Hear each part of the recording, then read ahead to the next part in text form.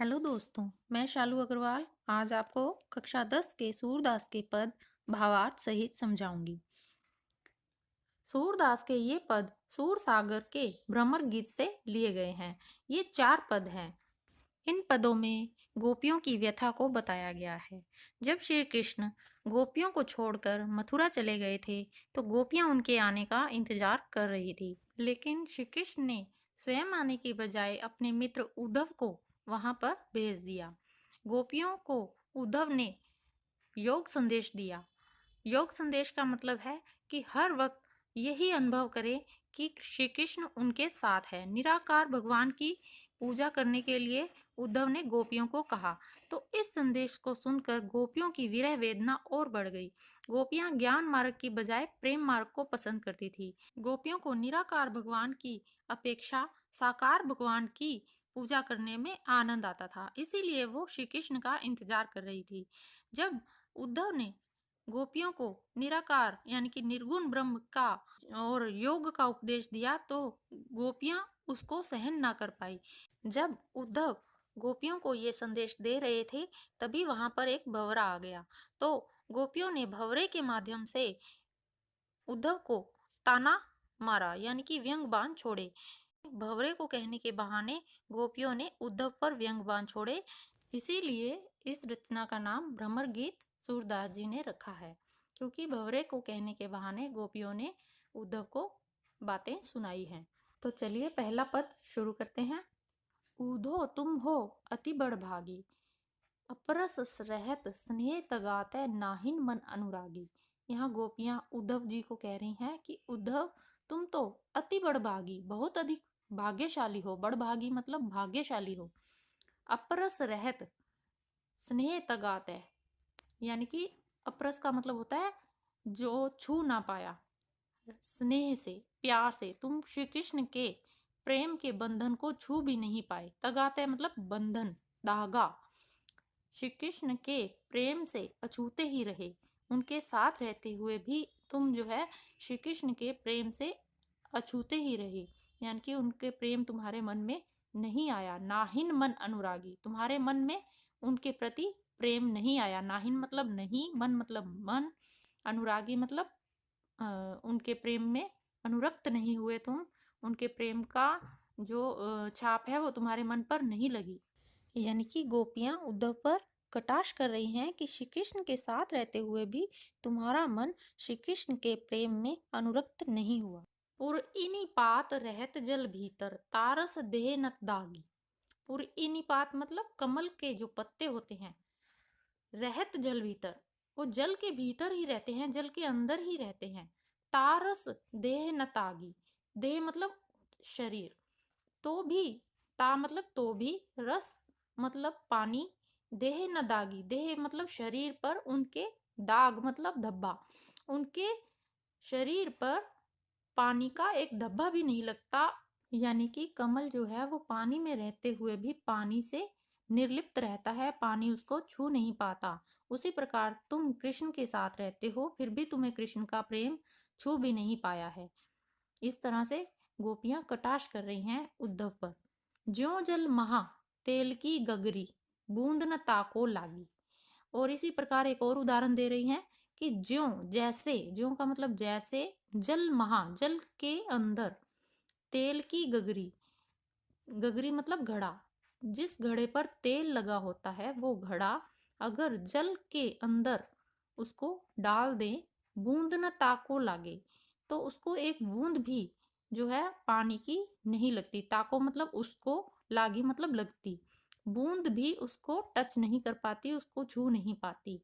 जिस प्रकार तेल से लिप्त घड़े को जल के अंदर डुबोने पर भी उसको जल की एक भी बूंद नहीं छू पाती, उसी प्रकार तुम भी हो।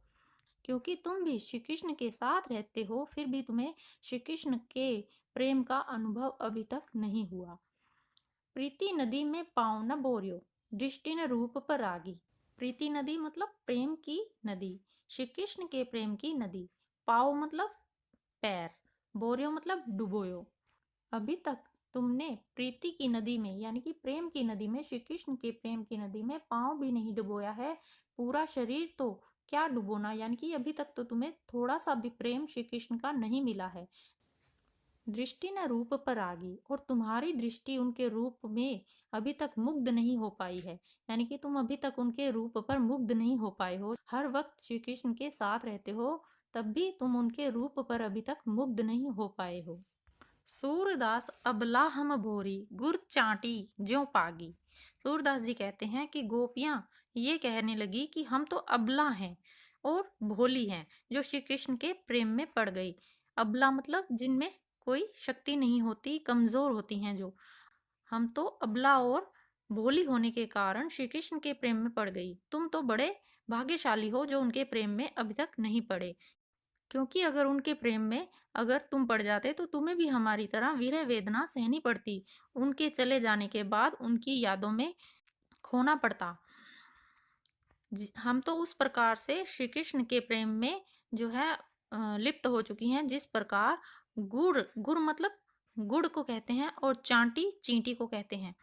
जिस प्रकार गुड़ में चींटी लिपट जाती है, जो पागी मतलब लिपट जाती है, उस प्रकार से हम कृष्ण के प्रेम में लिपट गई हैं। हम चाहें तो भी कृष्ण के प्रेम को अपने से अलग नहीं कर पाएंगी। जब गुड़ से चींटी चिपक जाती है तो वो चाहे तो भी गुड़ से अलग नहीं हो पाती। इसी प्रकार गोपियां अपने आप को कह रही हैं कि हम तो उन चींटियों के समान हैं जो गुड़ से चिपट जाती हैं तो अलग नहीं हो पाती। उसी प्रकार हम श्री कृष्ण के प्रेम में लिपटी हुई हैं और चाहे तो भी उनको अपने हृदय से नहीं निकाल सकती। वास्तव में गोपियां ये कहना चाहती हैं कि उद्धव जो है वो बड़ा ही दुर्भाग्यशाली है, क्योंकि ये इससे बड़ा दुर्भाग्य क्या होगा कि श्री कृष्ण के साथ रहते हुए भी वो श्री कृष्ण के प्रेम में नहीं पड़ा। दूसरा पद इस प्रकार है, मन की मन ही मांझ रही।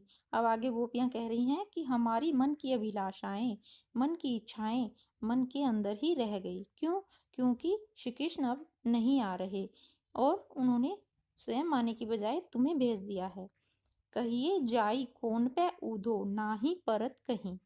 अब कहिए उद्धव, हम किसके पास जाएं, किसको कहें अपना दुख दर्द। ना ही परत कहीं, कोई भी दिखाई नहीं दे रहा है, और प्रेम की बात किसी को बताई भी तो नहीं जा सकती, हर किसी को नहीं बताई जा सकती। अवधि आधार आस आवन की, तन मन बिथा सही। बिथा मतलब व्यथा, अवधि आधार मतलब समय ही हमारा आधार था कि समय के बाद इतना समय बीत जाएगा तो श्री कृष्ण आएंगे। आस आवन की, उनके आने की हमें आशा थी, उनके आने की हमें आशा थी। आवन मतलब आने की, आस मतलब आशा। अवधि आधार थी और उनके आने की आशा थी हमें, और समय ही इसका आधार था कि इतना समय बीत जाएगा तो आ जाएंगे।